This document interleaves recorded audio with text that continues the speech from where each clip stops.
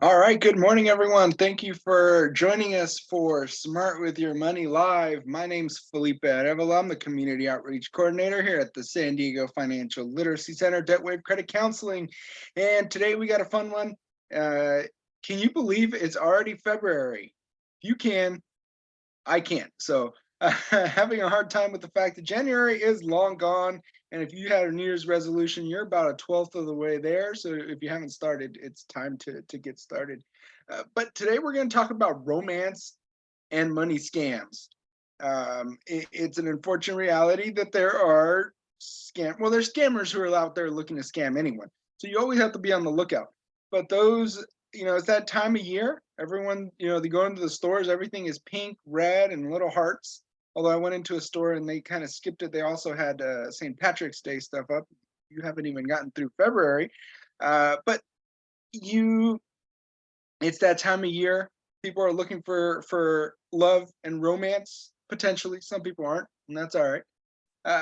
But the scams are increased at this time of year. So just some things to keep an eye out for, some common scams, some red flags, some do's and don'ts of the today dating world.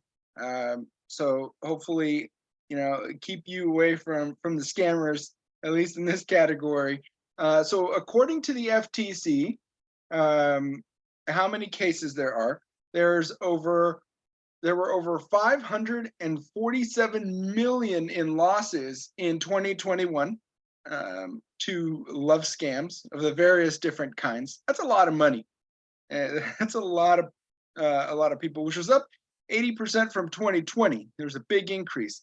I think just before this, I saw that the new 2022 totals are now out. It was after I put together the presentation. I think there was a little bit of a drop, but not a significant drop from that 2021. The preferred payment, so the preferred way that people got ripped off was gift cards. Send me a gift card for that or this. But also on the rise was crypto because of its nature, because it's easy to send, and then once it's sent, it's gone. And it could be very can really be traced back. You can't recall it. Crypto is also on the rise when it comes to how people lose money through these love scams. And then you have to account for the ones that go unreported. The people who got ripped off, but maybe were too embarrassed or figured, nothing's going to be done. Why would I even go ahead and report it? And they just kind of kept it to themselves because it could be embarrassing getting ripped off. And then you're afterwards like, oh man, well, I'm not going to tell anyone. If I don't tell anyone, I just lost the, $200 gift card that I sent, but nothing else after that. So there may be a lot going reported.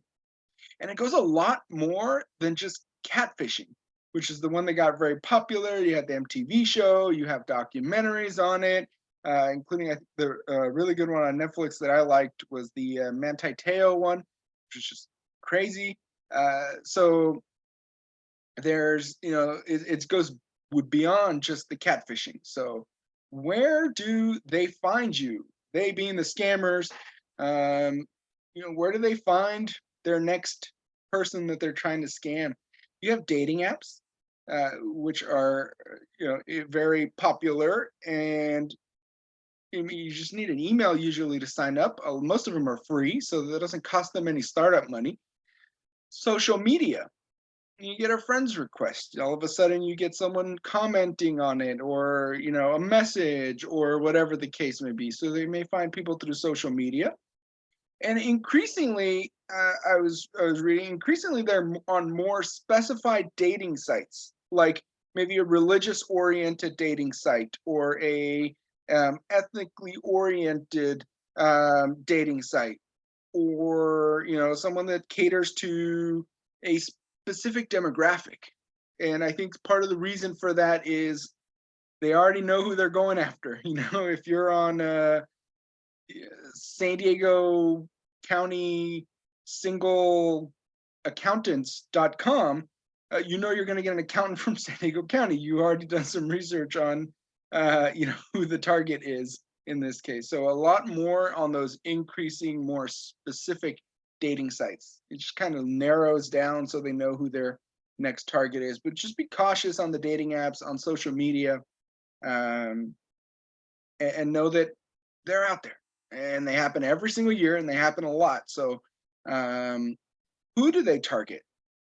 So you might think that they're going after and targeting wealthy, well-off individuals, but actually, they're not. They're targeting older, lower-income individuals on these dating sites, on social media, and they're targeting those who idolize romance, the hopeless romantic, the one who's out there on their social media sharing, fairy tale love stories and all the different Nicholas Sparks movies or whatever the case might be.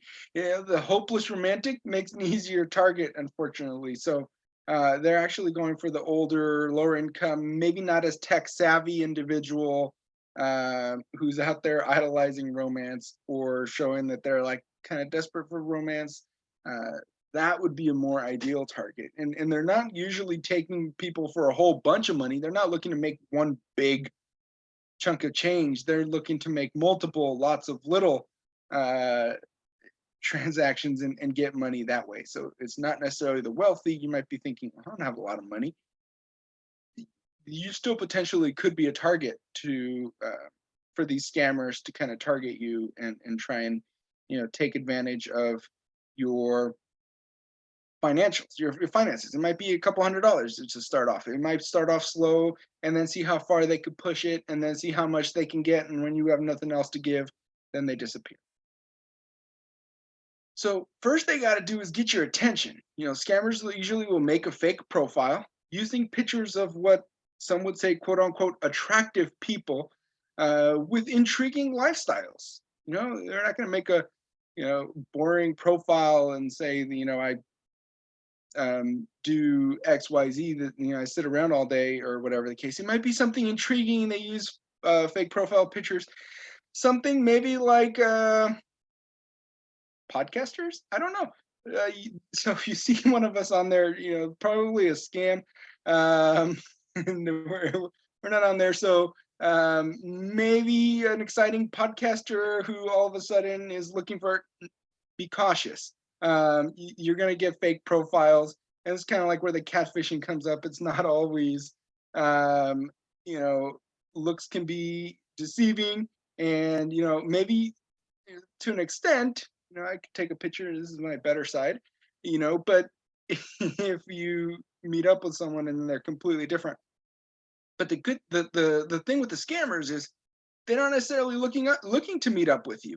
So they could just send you pictures and because you're oftentimes not actually in real world contact with them, they can continue sending pictures of this fake person and keep up that fake profile. So if you see something that just kind of seems a little too good to be true, maybe the case, maybe that is. So first step, once they get a hold of you and get your attention, you're thinking, oh, wow, that person swiped right. Wow, I'm doing good. First step is they're going to get to know you. They're going to try and be, they got your attention. Now they're trying to get information that they can later use to scam you. So be careful what you share on social media or too soon into one of these online relationships, if you would. Don't give away too much information too quickly that later can be used and used towards manipulating you or making you feel like, oh wow, we have such a connection. Well, yeah, you told them that yesterday. So they you told them you like books. So all of a sudden, oh, they're avid readers who are looking forward to their next library trip. So if you give away too much, it could be used against you. Obviously, you start to get to know someone. You part of getting to know someone is also divulging some of your own information. But just be cautious, especially early on, because they have to get to know you so that they can use that information and figure out how to run that scam on you. If they're just kind of talking to someone they know nothing about, it makes it harder for all the different scams to kind of take place. So especially pulling at the heartstrings. It's hard to pull at the heartstrings if they don't know what heartstrings to pull at. Oh, you have a puppy? Oh, that's great. I have a puppy too. And then later, oh no, my puppy's sick. Please send me money for vet visits. Oh no, they're puppy sick. Oh, I love puppies. Yeah, you told them yesterday. So, you know, be cautious with what you're sharing, and because the scams will pull on the heartstrings, and in many cases to try and get you to, send money, or to try and get you to, continue on with this relationship. So there's always going to be, I don't know, parts. And if they're pulling at the heartstrings, and we get emotionally involved into things, it's harder to look around and say, this doesn't seem right.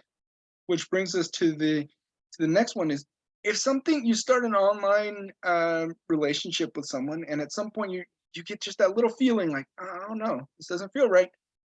Talk to your friends, family, coworkers, whoever, and just run it by them. Because sometimes once you get I'm gonna forget my psychology here, but you get those love chemicals going and the new relationship and the excitement of it, and it's hard to look around and say, whoa, wait a minute, something feels off.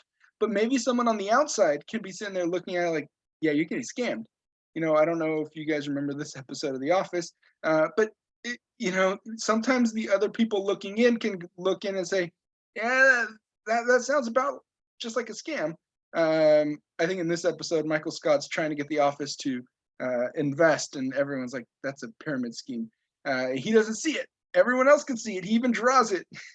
And Jim has to kind of draw the pyramid for him before he realizes. So sometimes your friends and family can look into your relationship and say, a lot of times scammers will actually try and isolate you from friends and family, to like, maybe, oh, let's keep this secret, whatever the case, for whatever reason. So if that's the case, you want to be cautious, and let someone know, because that someone might very easily look at him like, yeah, I see what's happening here.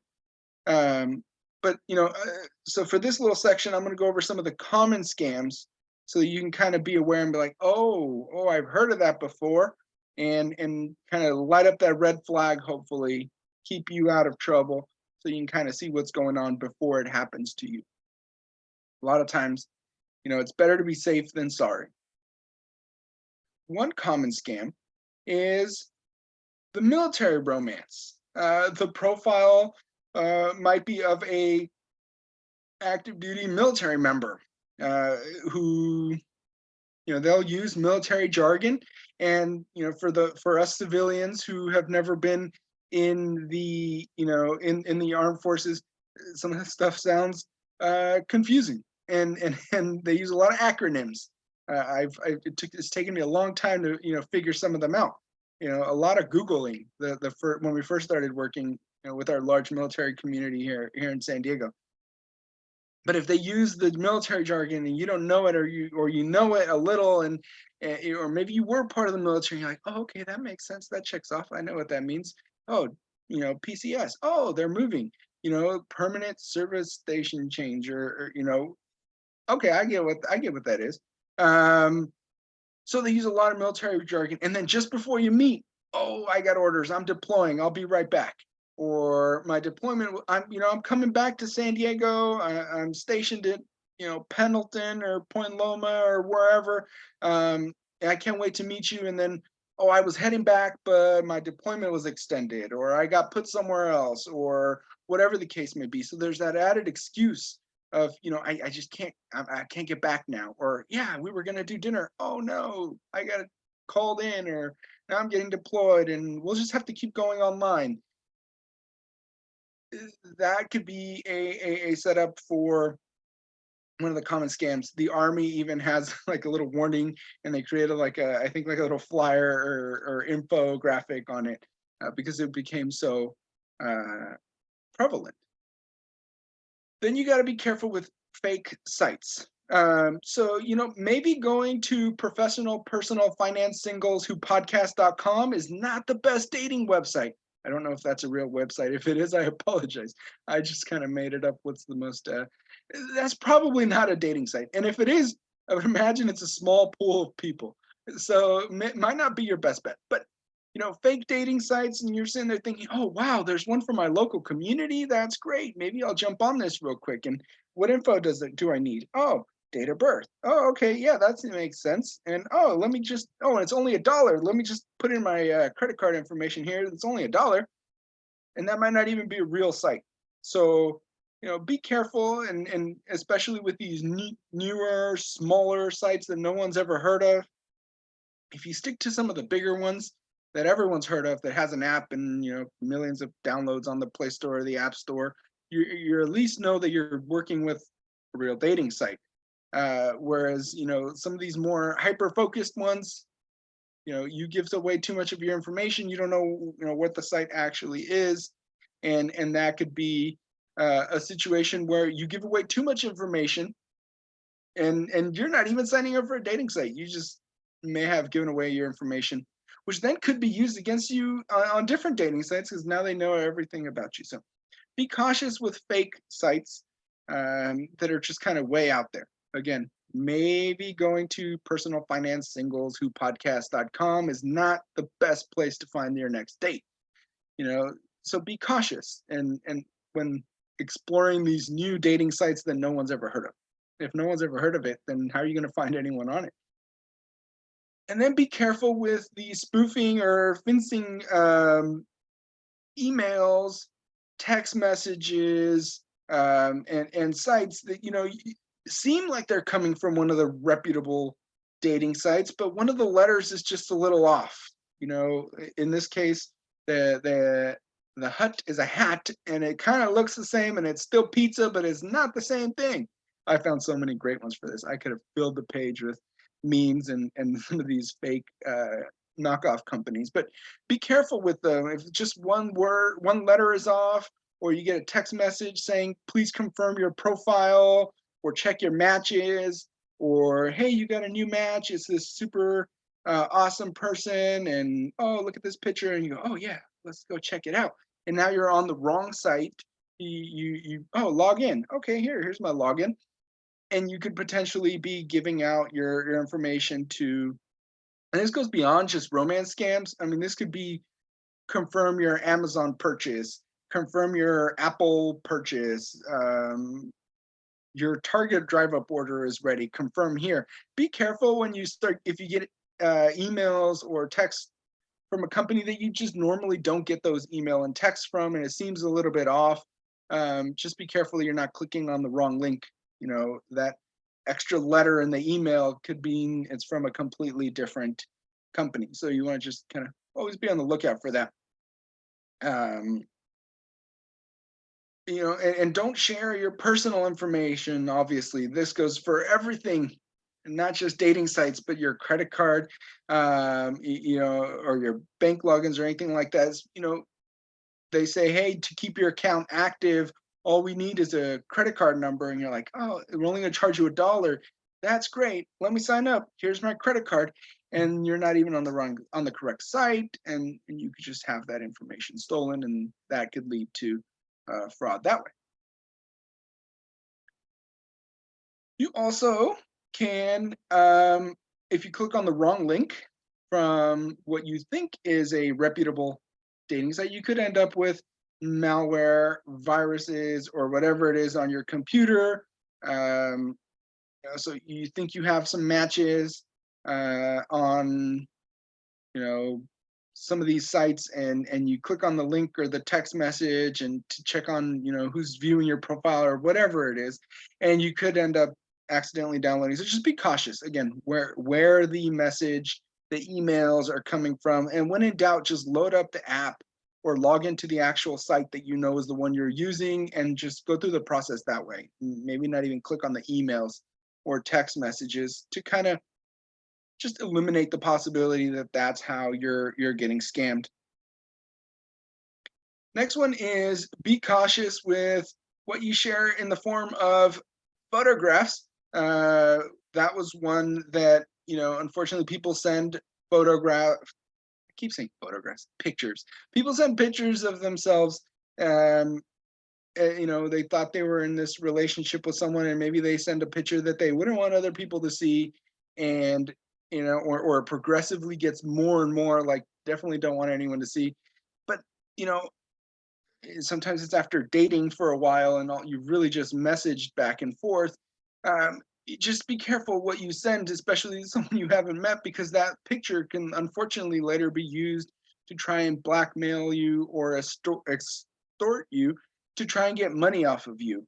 And that's obviously a crime, but it does happen. And just be cautious what you're sharing online or what you're sending via email or phone or whatever. Um, that's one thing with like, and this is young people, old people, it doesn't matter. Just be very cautious about what you're sharing with anyone, especially someone you've never even met.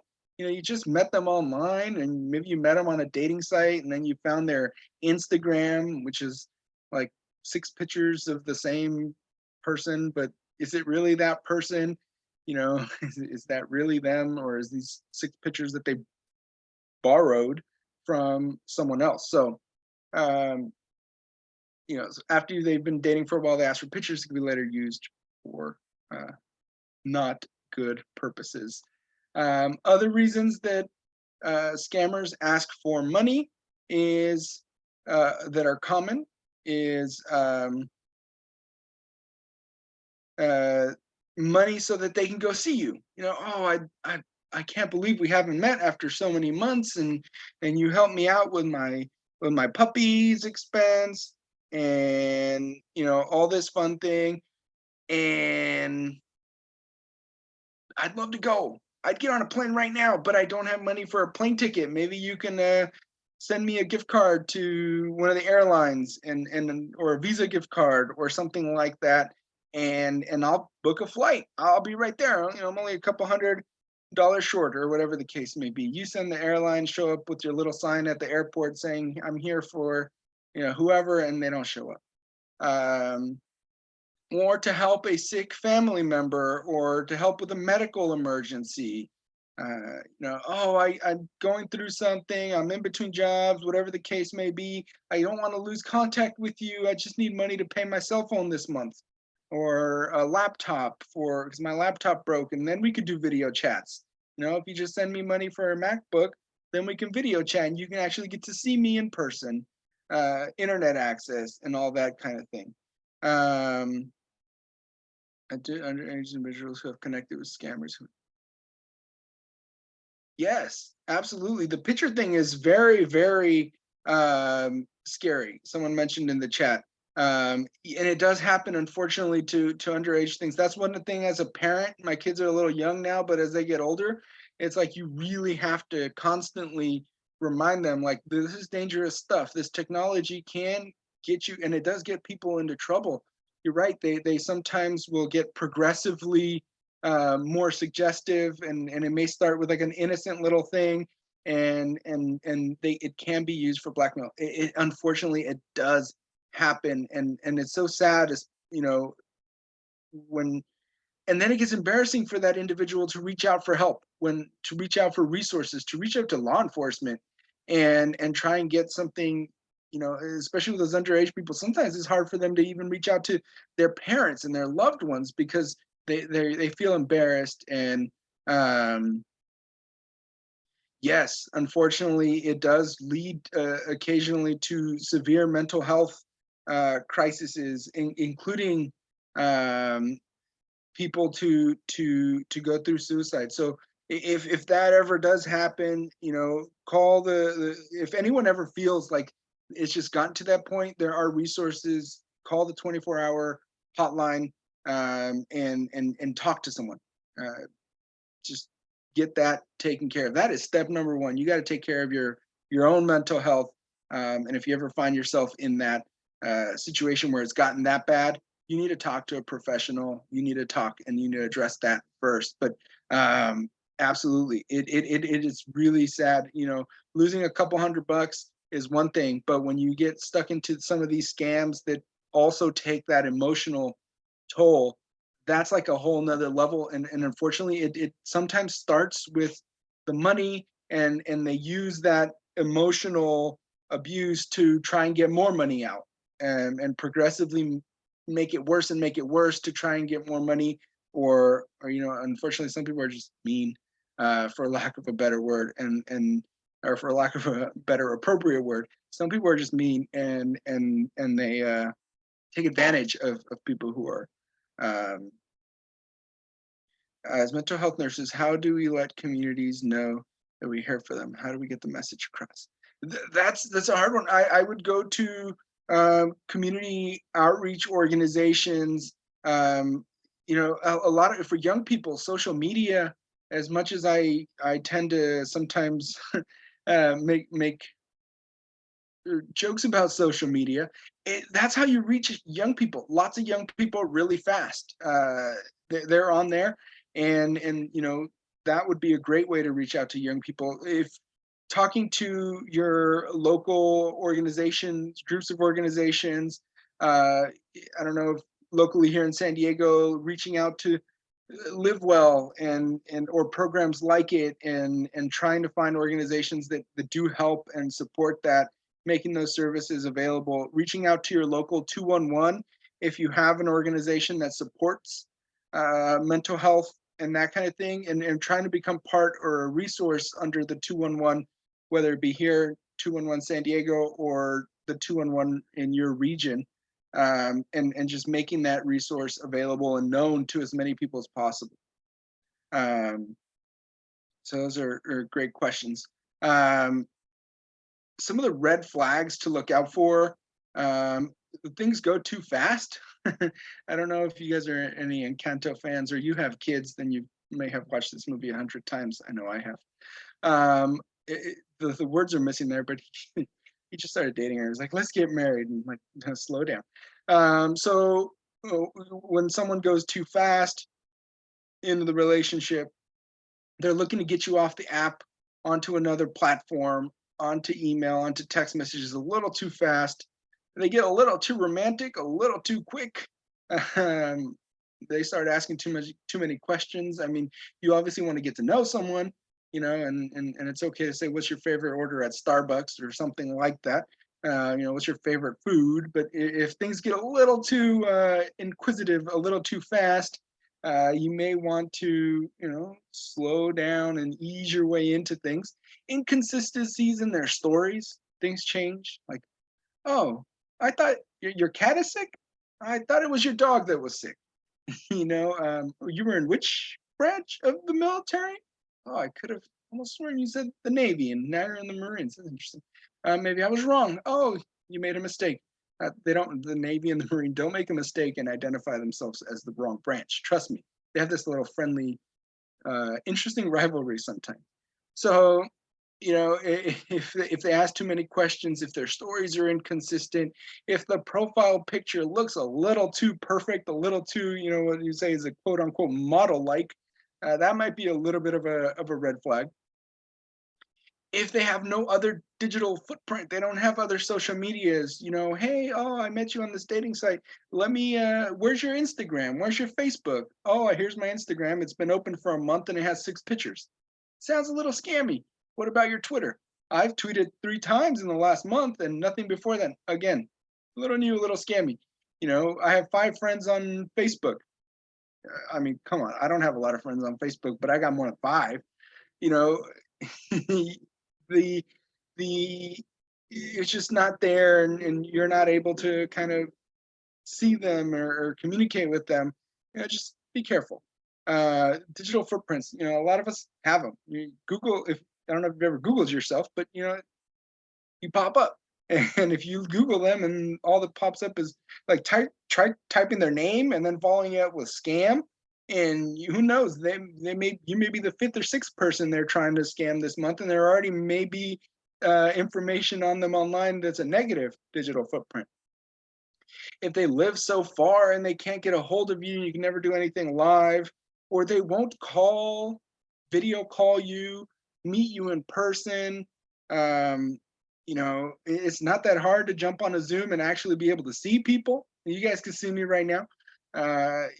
Most cell phones have cameras. It's not like, when we were running around with our flip phone razors or whatever the case may be. We have the ability for video. My kid runs around. He found some of my old cell phones, and he's been running around with some lately. But you know, it's not that hard to do a video or something like that. Or if they ask for money, I mean, that's a red flag right there. Just flat out asking me for money. We just started dating. That might be, yeah, that might be a red flag, right there, just off the top. Don't ask for money. So if you do go on the dating sites, don't ask for money, because then you might be looking like the scammer. Um, Ooh, that's a good question. How to help victims from very conservative communities who might, quote, fear, or who might fear, quote, reprisals worse than death. That's a tough one. I don't know that I have the best concrete answer, except for I would suggest talking to leaders within that community, whether it be religious leaders or community leaders, and trying to uh, normalize the as much as possible some of the difficulties that today's world brings, and trying to allow it to become part of the conversation. Try it to try and provide resources that may be um, that might be difficult. What if we're not from that community? That could be a little hard. You know, maybe reaching out to organizations that do serve that community, that already have, some kind of connection, some kind of rapport with those communities, who may have volunteers who are already in that community, or may have programs that already interact with that community, and asking if they'd be willing to kind of just make those resources known to those individuals.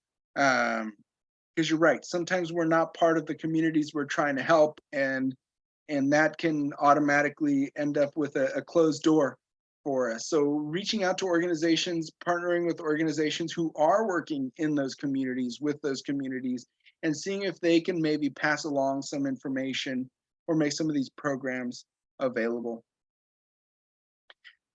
So if you are part of a scam, or you feel like you have been scammed, where to reach out and report them. You can report them to the FBI's Internet Crime Complaint Center and the FTC. Also, don't forget to report them to the app where you met them, so that they can maybe flag that profile and keep others from falling victim as well. So there are, reach out to your local law enforcement and things like that. Are you going to get your money back for those gift cards that you sent out, or money that you wired, or cryptocurrencies? No, unfortunately, you're not. But at least you can try and keep it from happening to someone else, and bring those responsible, at least in some cases, to justice, or if not, hopefully just keep it from happening to the next person. Happy to take any other questions, or any other concerns on the topic. I've had some great questions, so I really do appreciate that.